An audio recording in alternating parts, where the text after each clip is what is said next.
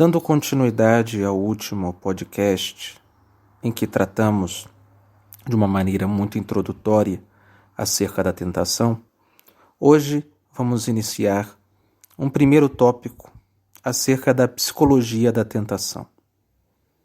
E nesta psicologia, nesta forma operandi do demônio, nós, neste áudio, vamos analisar acerca do próprio tentador. Se nos perguntarmos, quem é o demônio?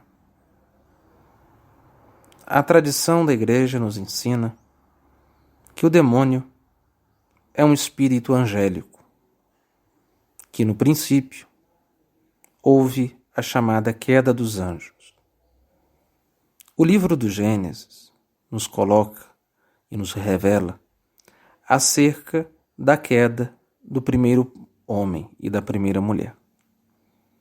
Porém, o livro do Gênesis não nos apresenta como se deu a queda de Satanás, como se deu a revolta do mundo angélico. Isso nós teremos no Novo Testamento, quando Jesus, no Evangelho de São João, vai dizer que ele viu Satanás cair do céu como um relâmpago. E depois, no livro do Apocalipse, no capítulo 12, ao falar da perseguição do dragão, a mulher, São João diz que este dragão é a antiga serpente. E ao falar da antiga serpente, São João faz a associação com a queda do princípio. Mas a queda do princípio não era aquela de Adão e Eva. A guerra entre São Miguel e os anjos rebeldes, que uma terça parte do céu, segundo o Apocalipse, caem e são precipitados nesta guerra entre Miguel e Satanás. E assim, a Sagrada Tradição nos revela que o nome deste anjo apóstata chama-se Lúcifer. Assim foi chamado pelos padres da Igreja, pois a palavra Lúcifer significa o portador da luz. Ora, São Jerônimo nos ensina sobre a criação dos anjos no livro do Gênesis, porque a estrutura do livro do Gênesis é a mesma estrutura em que rezamos o credo. Quando o credo dizemos que Deus é o Criador do céu e da terra. Ora, este céu que falamos no credo não trata-se do céu em que os astros se encontram, o Sol, a Lua, os planetas, as estrelas. Este céu que rezamos no credo é o céu imaterial, aquele em que Deus habita e criou para as criaturas celestes. No caso, os anjos e todas as almas que um dia lá haveriam de entrar. As almas dos santos. Agora, muitos podem se perguntar, no relato da criação, onde encontra-se a criação dos anjos? E quem vai nos ajudar a ver será o São Jerônimo, um dos maiores entendedores das Sagradas Escrituras. Pois São Jerônimo traduziu o Novo e o Antigo Testamento das línguas arcaicas, o hebraico e o grego, para o latim, que era chamada língua vulgar, a língua mais falada no tempo de São Jerônimo. Portanto, São Jerônimo, quando estava a traduzir a Bíblia, a preocupação deste padre da Igreja não era apenas traduzir, mas também com a tradução era entender no seu sentido mais profundo aquilo que Deus queria falar com os homens.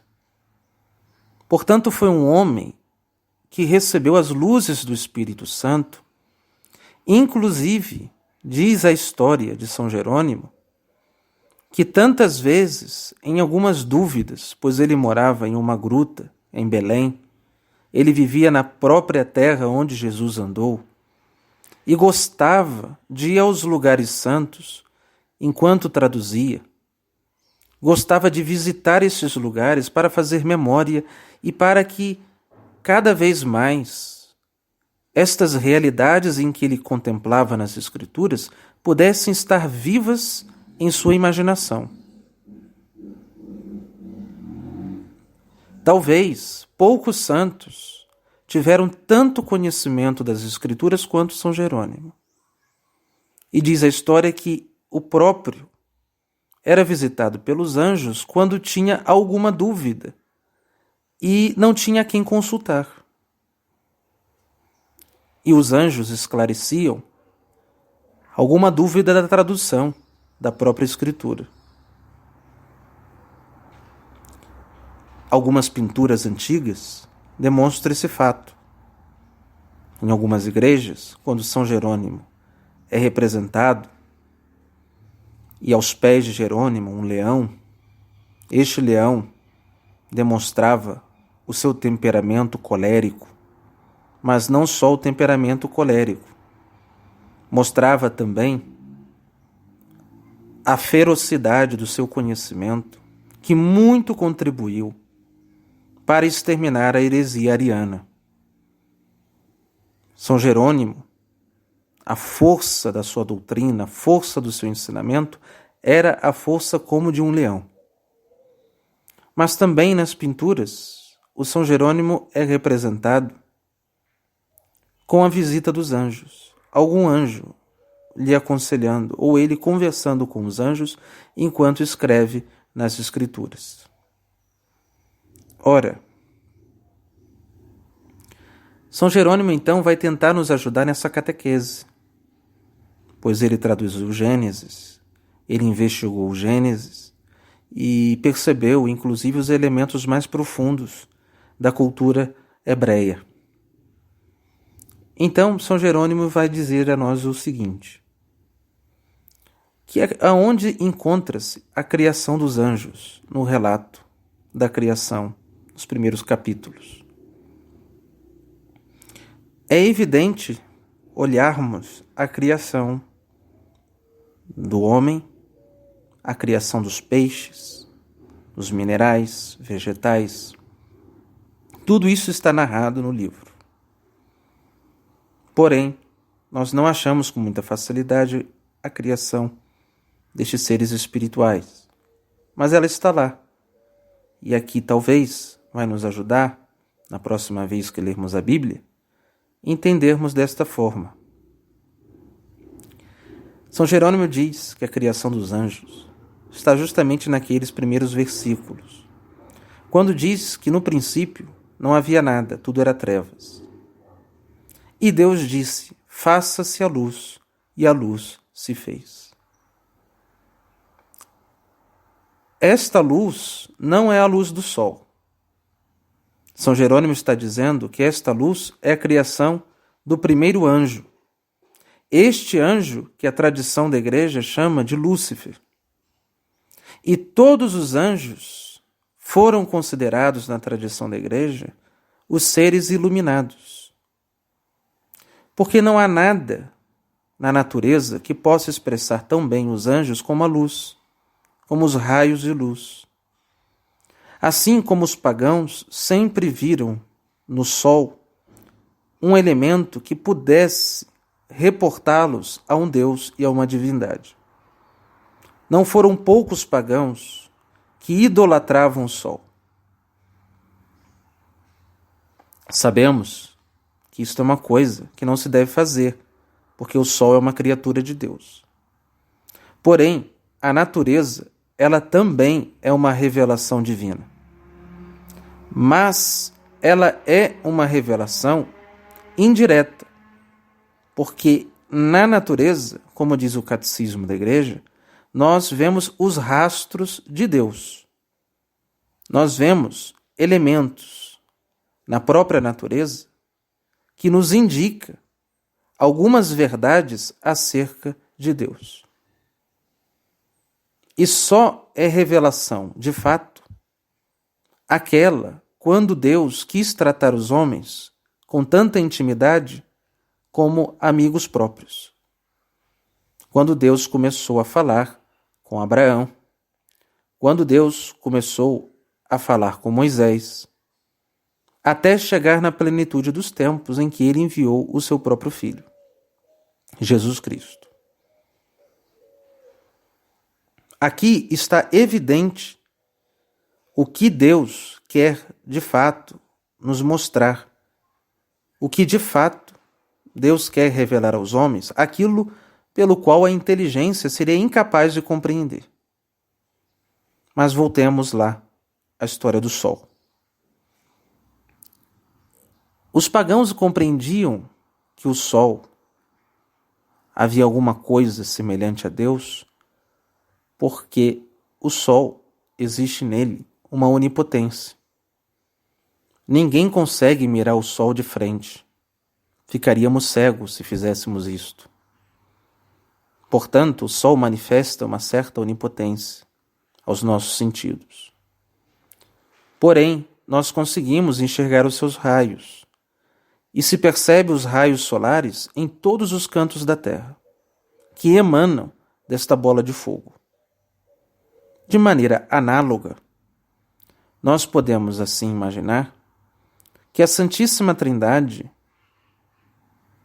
possui esta onipotência, este esplendor em que nós não conseguimos mirar de frente o próprio Deus e permanecermos vivos, tal como Deus disse para Moisés, quando Moisés havia dito que queria vê-lo.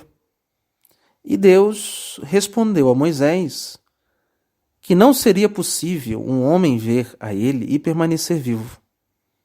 E Moisés viu a sombra de Deus, pois Deus passou pelas costas de Moisés. Clemente de Alexandria dirá que quem havia passado lá foi o próprio Cristo, o Verbo de Deus. Era o Verbo de Deus que estava falando com Moisés. Pois São João diz no começo do seu evangelho, no princípio era o Verbo. Que verbo era este? Era este, o Verbo que se fez carne. Era o próprio Cristo. Ora, do trono da Santíssima Trindade, como o Apocalipse diz, que o ancião está sentado sobre o trono. Este trono são os santos anjos, aqueles que estão abaixo de Deus, que emanam da Santíssima Trindade. Esses espíritos celestes emanam de Deus, que é puro espírito. Assim como os milhares de raios solares emanam do Sol. Claro que nós estamos falando de uma linguagem simbólica, porque, no caso do ser humano, nós entendemos a coisa em si por meio de símbolos, por causa da nossa faculdade cerebral, que chamamos de imaginário. Nenhum anjo tem imaginação. A inteligência angélica é uma inteligência pura. No caso do ser humano, nós temos uma inteligência composta. Composta porque nós temos a capacidade de um anjo de ver a substância das coisas. Porém, temos cérebro e imaginário como a dos animais. E este é capaz de receber aquelas percepções dos sentidos que são os acidentes.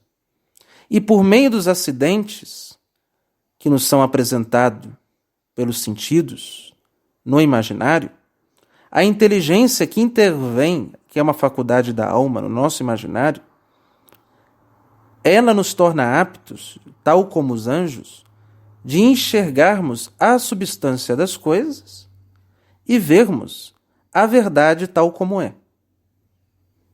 O ser humano, portanto, é um composto de matéria e forma, ou seja, de corpo e espírito. Temos algo de animal e algo de anjo em nós. E aqui, quando o livro do Gênesis começa a falar da natureza espiritual, da criação dos santos anjos, o São Jerônimo consegue enxergar que nesta luz, que nos primeiros versículos o autor sagrado está dizendo, é a criação dos anjos, inclusive a criação deste anjo que nós chamamos de Lúcifer. Faça-se a luz, e a luz se fez.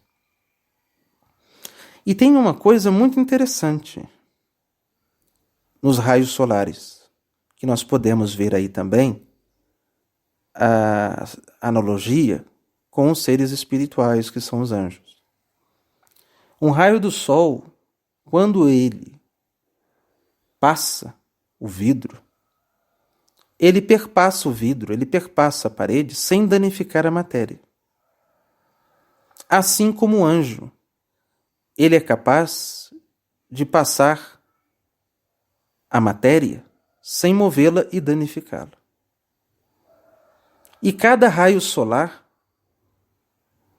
é distinto de um outro raio. Alguns são mais intensos e outros mais suaves. Assim como na hierarquia angélica. Existem anjos com mais glória do que outros. Existem serafins, aqueles que estão mais perto da visão divina. E existem os querubins, aqueles que estão abaixo dos serafins. Mas também existe, na hierarquia angélica, o anjo. Aqueles anjos menores, que foram feitos para servir as almas, foram feitos para servir a nós, que foram feitos para servir a criação.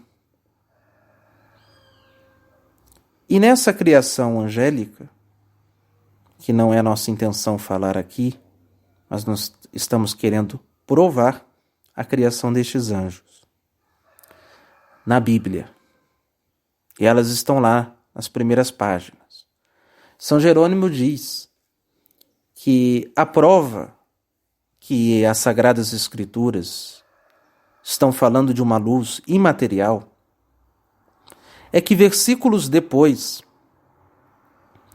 o mesmo livro vai falar acerca da criação da luz material, os astros, quando diz: faça-se o luzeiro, que separará o dia da noite. Portanto, esta luz do princípio não é a luz do sol e nem a luz das estrelas. Essa é uma luz muito mais forte que a do sol. E para distinguir da luz material, diz o livro que no princípio era trevas, não havia nada. E de repente Deus fez alguma coisa, e esta coisa é a luz, esta coisa são estas criaturas espirituais. Então Deus começa a fazer aquelas criaturas mais perfeitas, por primeiro.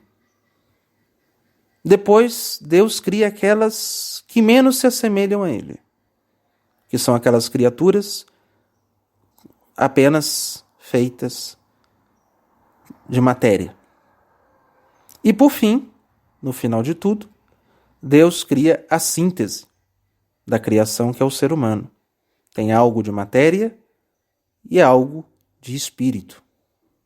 Algo de Deus, a semelhança a Deus.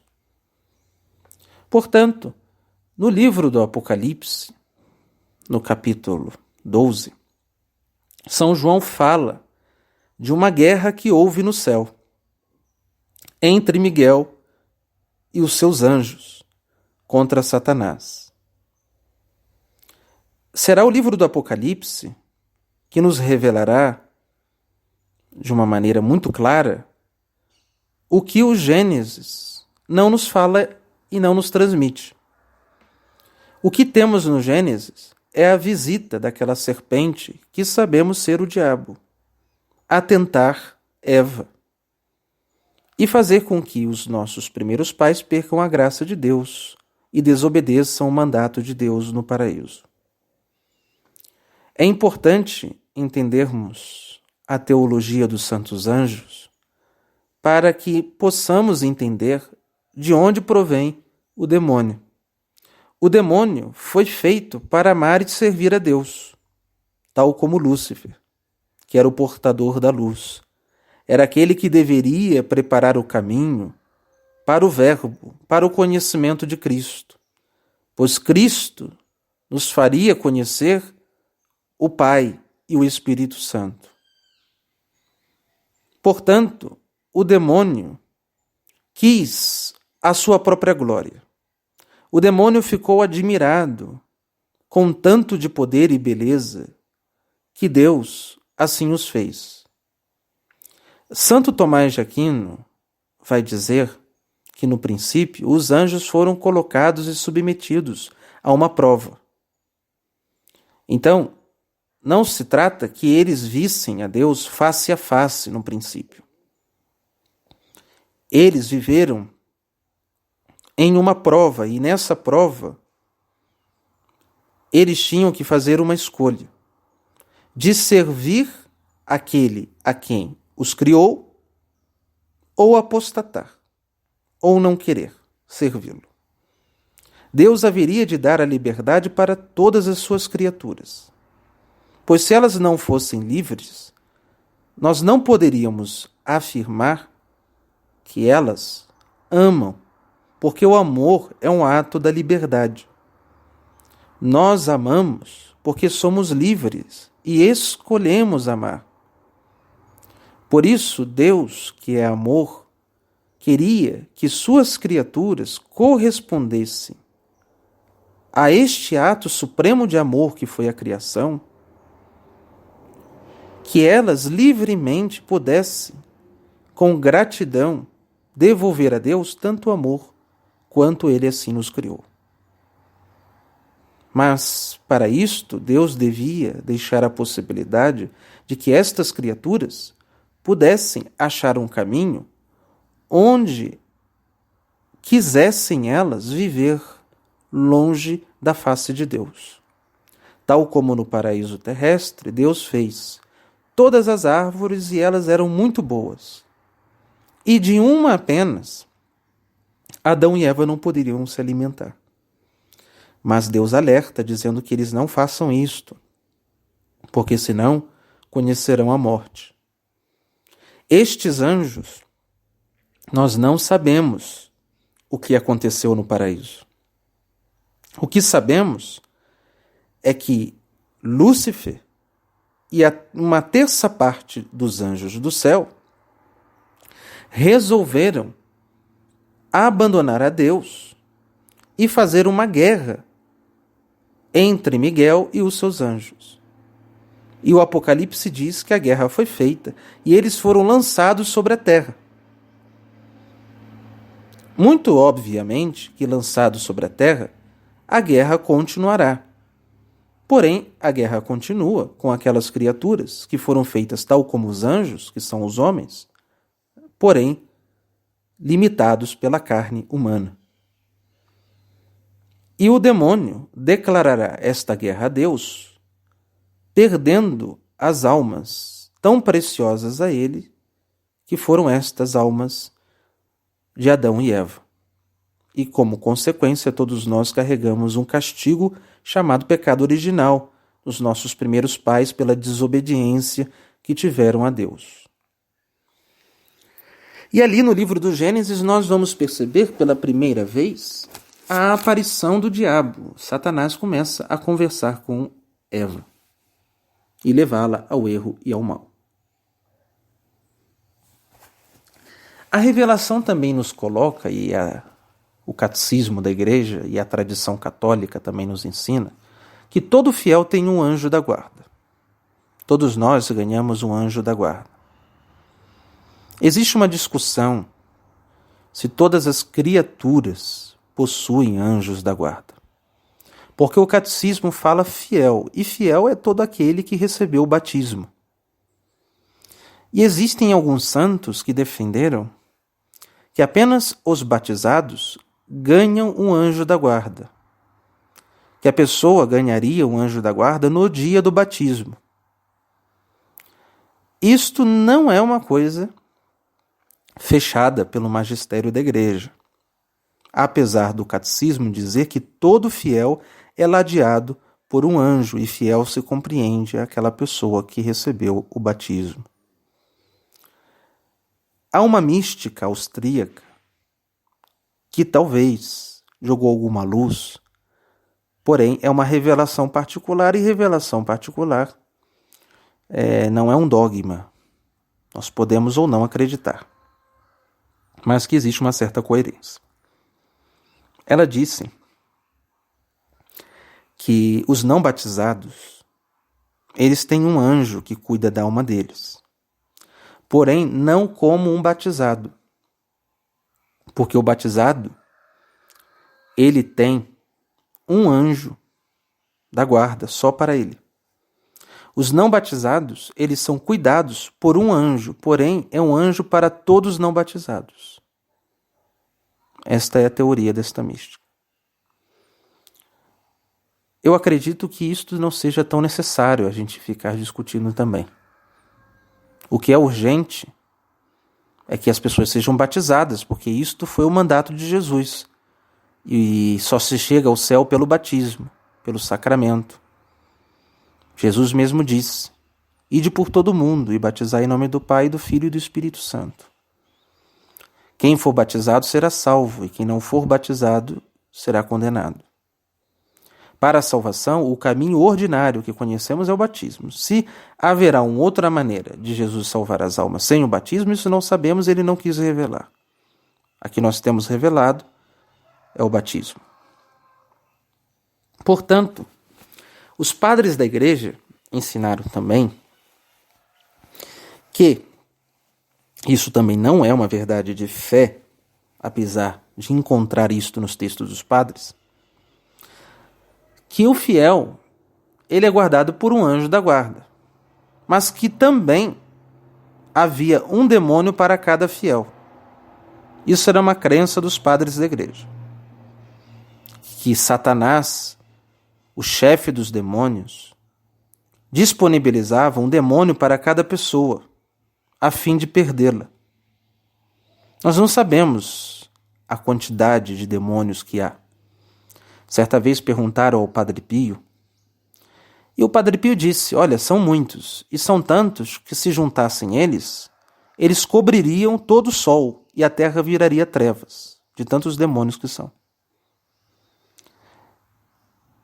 Que são muitos, nós sabemos que são muitos, porque o Apocalipse diz que é uma terça parte do céu, e os anjos do céu são muito mais numerosos do que todas as criaturas que Deus já criou na terra, e as que existirão até o fim dos tempos.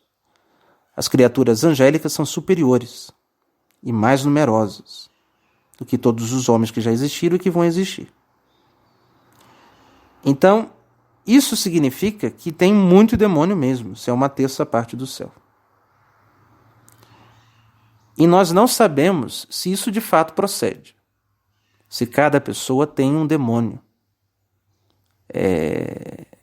O que é fato, que cada pessoa já foi tentada na sua vida e sofre tentações ao longo da vida. Isso é fato, né? E os padres da igreja, eles se basearam no livro do Evangelho de São Lucas, capítulo 4, e no versículo 13. Quando Jesus foi tentado pelo diabo no deserto, São Lucas havia dito que o demônio se retirou da presença de Jesus por certo tempo. Aquele demônio que estava tentando Jesus dentro do deserto, ele se retirou da presença de Jesus por um certo tempo. Isso significaria que aquele próprio demônio, ele haveria de voltar depois. Ele haveria de voltar a tentar Jesus depois. E isto daria base para acreditarmos que haveria um demônio específico para tentar a nós. O que nós sabemos é que Deus jamais permitiria uma tentação que fosse mais forte do que as nossas próprias forças e as nossas capacidades. Então a tentação, ela vem de acordo com a força que temos e a graça que Deus nos concede para resistir a ela. A história de alguns santos em que lutaram, como é o caso de Santo Antão, que lutou contra vários demônios, não foi apenas um. Ou como a história do Padre Pio de Pietrelcina, que inclusive chegou a lutar nas suas tentações contra o próprio Lúcifer, ou seja, um serafim caído. No inferno também existe hierarquias tal como no céu, porque houveram quedas dos anjos das diversas hierarquias. E isso significa que existem demônios no inferno que são mais fortes do que outros. Porque alguns são serafins, outros querubins, e outros eram apenas anjos. Né? E alguns anjos, eles têm tanta força que seriam capazes de destruir cidades inteiras, como é o caso de um maremoto, de um terremoto. Um demônio pode assim fazê-lo e destruir toda uma cidade. Portanto, são os anjos, os servos de Deus, que controlam o poder de Satanás. E o demônio precisa da permissão de Deus para fazer determinadas ações, tal como a possessão diabólica, possuir uma alma, ou tal como uma obsessão, que é uma investida de Satanás sobre a alma, ou como as tentações, que são investidas do demônio no nosso imaginário, na nossa sensibilidade. Quando o demônio tenta mover o nosso imaginário a fim de perdermos a graça interna concedida por Cristo nos sacramentos. Portanto, a tentação é uma investida do diabo de forma externa a nós. A obsessão, nós vamos ver mais à frente, é uma investida mais profunda sobre a alma. E a possessão é quando Deus concede à alma a um certo governo do próprio demônio, porém não é um governo permanente, a fim de que aquela alma pudesse experimentar o que é estar sob o governo de Satanás. Por isso, em muitos casos da possessão diabólica, por misericórdia de Deus, quem é atingido pelo demônio depois cria grande ódio ao diabo e ao pecado. É um grande caminho de conversão e purificação da alma. E assim, nós hoje estamos vendo sobre a figura do tentador. Quem é este tentador? E a gente percebe que o demônio é um ser ardiloso, mentiroso, como faz na tentação de Jesus no deserto, cheio de enganos, trapaças, usa das Sagradas Escrituras com maledicência, tenta, assim, confundir o Cristo. E o Cristo debela o erro pela verdade e pelo conhecimento da própria Escritura que o tem. Assim, na história da Igreja, o demônio, por heresias, por compreensões errôneas das Sagradas Escrituras, tentará muitas almas contra a fé, ou até enfraquecer na fé, que é o caso de tantas interpretações ideológicas do Evangelho que acontecem no mundo protestante. São tantas visões do Cristo que isto acaba por prejudicar a fé das almas, pois gera um estado de grande confusão. E isto vai como que diluindo a presença de Deus nas almas, as confundindo e causando a confusão que é próprio de Satanás, como fez na Torre de Babel, onde as pessoas estavam todas confusas e não entendiam. Em determinado exorcismo que aconteceu, é o muito famoso chamado O Exorcismo da Emily Rose, existe um filme, e durante o exorcismo o demônio havia dito que ele é o espírito de Babel, ele é o espírito da confusão. Ele veio instaurar a confusão. E ele justamente quer fazer aquilo que fez em Babel, em que os homens eles não conseguem se entender. Porque é isto que a mentira faz. A mentira enrola a língua humana, onde a língua ela é incapaz de expressar aquele conhecimento universal que chamamos ser a verdade. A verdade é a única coisa que poderá causar a unidade.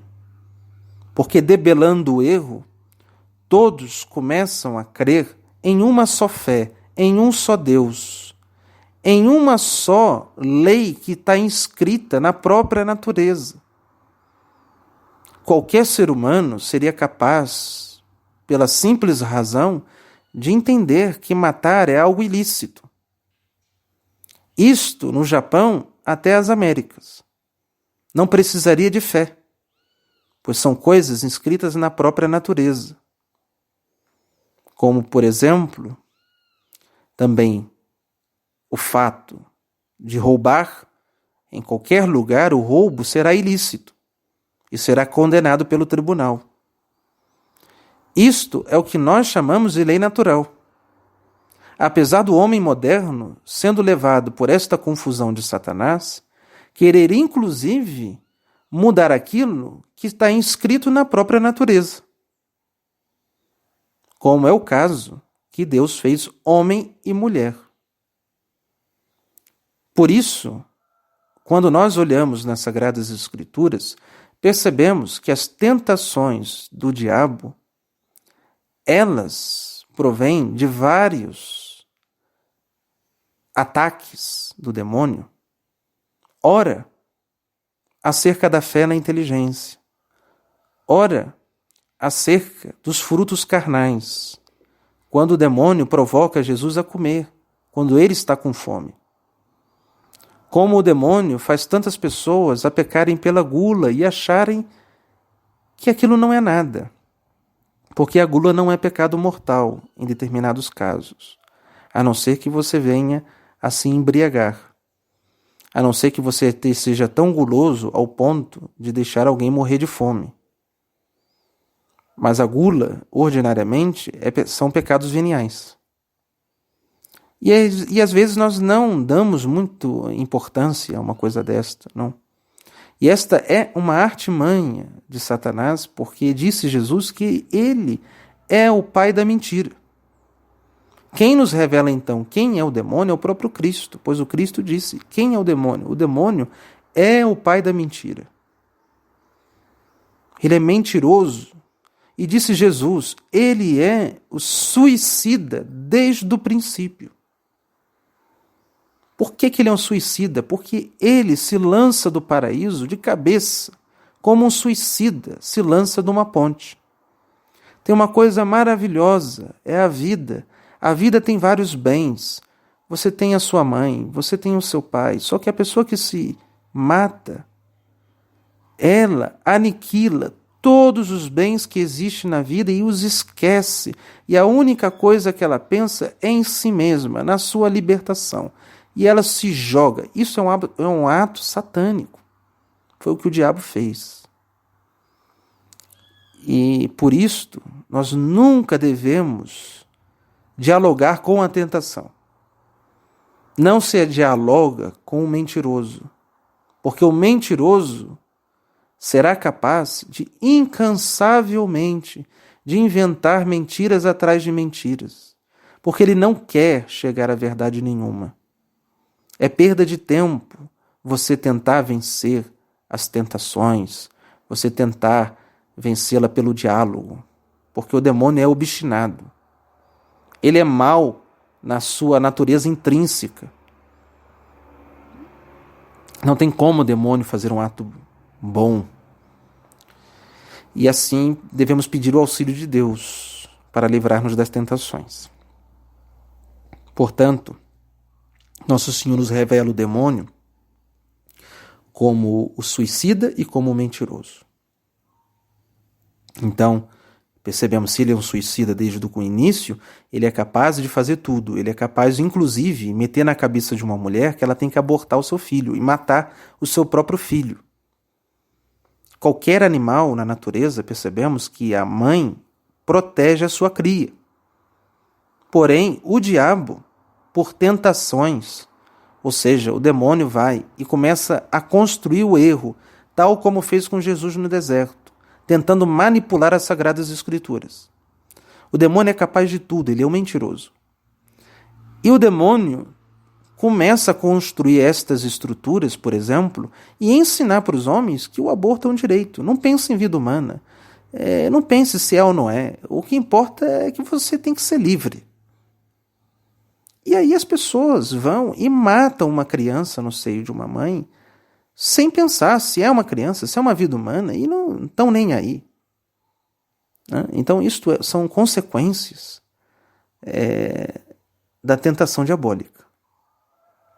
Por isso é importante nós conhecermos bem esse inimigo invisível que está por detrás de tantas engenharias do mundo moderno, por justamente esse mundo moderno não ter a graça de nosso Senhor Jesus Cristo, porque rejeita a humanidade de Jesus, rejeita os sacramentos e os sacramentais.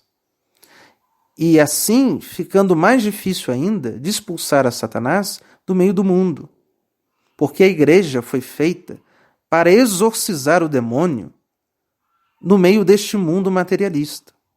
De um mundo que é materialista porque a mentalidade materialista se opõe à alma e ao espírito. E o demônio está tentando fazer o reino dele na matéria, em uma matéria que se torna como um sepulcro, como um corpo sem alma. A igreja foi feita, se a sociedade é o corpo, a igreja foi feita como a alma desse corpo. E o demônio quer destruir esta alma e quer separar a alma deste corpo, a fim de que a sociedade se torne um cadáver. E um cadáver se manipula da maneira que quiser.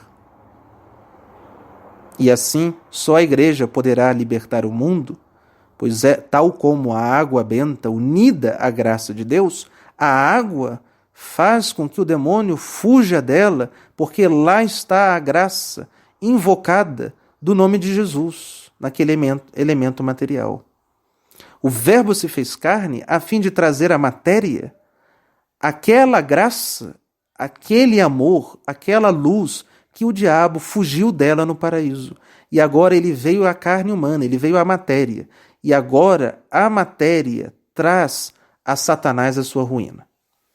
Por isto, de maneira análoga, a igreja no meio do mundo é tal como aquela água benta em que o sacerdote asperge sobre o endemoniado. O mundo está cheio da presença do demônio. E nós vivemos já em tempos em que o mundo está em convulsão, tal como no final de uma possessão diabólica, que se joga o possuído para cá e para lá, blasfema contra Jesus, tenta se matar e faz tantas coisas horrorosas como nós estamos assistindo nos atuais momentos. Por isso, é preciso redobrar a oração, para derrubar a tentação. Pois no Horto das Oliveiras, Jesus alertou os apóstolos que o espírito estava pronto, mas a carne era fraca. E por isto deveríamos rezar, para que a graça que Deus nos fornece no espírito possa vir a fortalecer a fragilidade de nossa natureza. Devemos dobrar os nossos joelhos a fim de vencer os tentadores, sejam homens, sejam demônios. E assim, conhecendo mais a este espírito que age como um ladrão na surdina, acendamos a luz para enxergar a tantos ladrões que invadem nossas almas e a saqueiam. Que São Miguel Arcanjo nos proteja contra todas as tentações do diabo. Em nome do Pai, do Filho e do Espírito Santo. Amém.